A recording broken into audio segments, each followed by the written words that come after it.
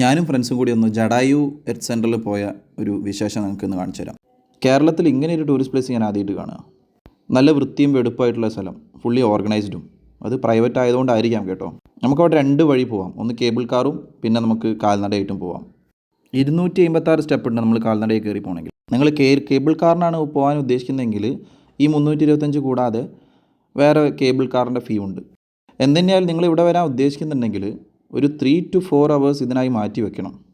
അപ്പം ഞങ്ങളങ്ങനെ കേബിൾ കാറിലൊക്കെ കയറി മുകളിലൊരു 5 minutes കൊണ്ട് നമ്മളെത്തും. നല്ല ഫാസ്റ്റായിട്ടാണ് കേബിൾ കാർ പോകുന്നത്. ഞാൻ കപ്പലിനെ കുറിച്ചല്ലാതെ ഇനി വേറെ മറ്റ് വീഡിയോസ് ചെയ്യുന്നില്ല എന്ന് വിചാരിച്ചതാണ്. അതാണ് വീഡിയോൻ്റെ ഫ്രീക്വൻസി കുറയാനും കാരണം. പക്ഷേ ഇത് എനിക്ക് വളരെ ഇഷ്ടപ്പെട്ടൊരു സംഭവം, അതായത് നല്ലൊരു എക്സ്പീരിയൻസ് ആയിരുന്നു ഇത്. കേരളത്തിൽ ഇങ്ങനെയൊരു സംഭവം ആദ്യമായിട്ടാണ് കാണുന്നത്. ഇത്രയും നല്ലൊരു ഓർഗനൈസ്ഡ് ആണ്. അത് വളരെ ഇഷ്ടപ്പെട്ടു.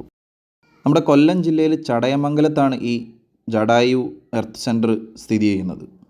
ഇതിൻ്റെ ഐതിഹ്യം എന്ന് വെച്ചാൽ രാമായണത്തിൽ രാവണൻ സീതയെ തട്ടിക്കൊണ്ടുപോകുമ്പം ഈ ജടായു എന്ന് പറയുന്ന പരുന്ത് അത് കണ്ട് രാവണനായിട്ട് യുദ്ധം ചെയ്തു. പക്ഷേ ഈ ജടായുവിൻ്റെ അസാമാന്യമായ കരുത്ത് കാരണം രാവണന് പിടിച്ചു നിൽക്കാൻ പറ്റിയില്ല. അങ്ങനെ രാവണൻ്റെ കയ്യിലുള്ള ഒരു പ്രത്യേകതരം വാൾ അതുപയോഗിച്ച് ഈ ജടായുവിൻ്റെ ഒരു ചിറക് അറുത്ത് വിടുകയാണ് ചെയ്യുന്നത്. അങ്ങനെ ജടായു വന്ന് വീണ സ്ഥലമാണെന്നാണ് പറയപ്പെടുന്നത്. ഇവിടെ നിങ്ങൾ ഉച്ചയ്ക്കൊക്കെയാണ് എത്തിപ്പെടുന്നതെങ്കിൽ നല്ലോണം വെയിലുള്ളേണ്ടി വരും. അപ്പം ഇവിടെ വിസിറ്റ് ചെയ്യാൻ ഒരു ബെസ്റ്റ് സമയം ഒരു 4:30 ആയിരിക്കും. വൈകിട്ട് 4:30-ക്ക് ശേഷമാകുമ്പം വെയിലുണ്ടാവില്ല. നമ്മുടെ കയ്യിലുള്ള പ്ലാസ്റ്റിക് ബോട്ടിൽസും സിഗരറ്റ്സും കാര്യങ്ങളൊന്നും ഇവിടെ അലൗഡ് അല്ല മുകളിലേക്ക്. അതൊക്കെ അവർ താഴെ പിടിച്ചു വെക്കും. അവരങ്ങനെ ചെയ്യുന്നതുകൊണ്ട് തന്നെയാണ് ഇവിടെ ഇത്രയും വൃത്തിയായി നിൽക്കുന്നത്. മുകളിലെത്തിയിട്ട് നമുക്ക് വേണമെങ്കിൽ ചായ കുടിക്കാനും വെള്ളം കുടിക്കാനൊക്കെ ഇവിടെ ഷോപ്സൊക്കെ ഉണ്ട്. നല്ല ഭംഗിയുണ്ട് കാണാൻ. പക്ഷേ എൻ്റെ ഒരു അഭിപ്രായത്തിൽ ഇത് ശരിക്കും പറഞ്ഞാൽ താഴെ നിന്ന് മേലേക്ക് കാണുമ്പോൾ അതിൻ്റെ ഒരു ഭംഗി കിട്ടുന്നില്ല. ആക്ച്വലി ഒരു ഏരിയൽ വ്യൂ ആണ് ഇതിന് വേണ്ടത്. ഇവിടെ ഒരു അമ്പലം ഉണ്ട് കേട്ടോ, ഒരു രാമൻ്റെ അമ്പലം. അവിടെ ഞങ്ങൾ ജസ്റ്റ് ഒന്ന് പോയി പ്രാർത്ഥിക്കുകയൊക്കെ ചെയ്തു. അത് കഴിഞ്ഞ് ഞങ്ങൾ അവിടുന്ന് ഇറങ്ങിയത് ഒരു 7-7:30 ആയിട്ടുണ്ട്. രാത്രിയും ഈ ലൈറ്റിങ്സൊക്കെ വന്ന് കാര്യങ്ങളൊക്കെ കാണാനൊക്കെ നല്ല ഭംഗിയുണ്ട്. ഇവിടെ ഇനിയും എന്തൊക്കെയോ പണികൾ നടക്കുന്നുണ്ട്. മ്യൂസിയം, അതുപോലെ 3D തിയേറ്റേഴ്സ്, അങ്ങനെ എന്തൊക്കെയോ പണികൾ നടക്കുന്നുണ്ട്. 40% ആയിട്ടുള്ളൂ എന്നാണ് അവർ പറഞ്ഞത്.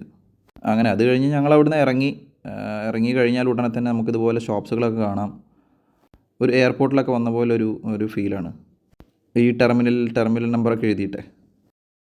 അപ്പം എന്തായാലും നല്ലൊരു അനുഭവമായിരുന്നു ഇത്.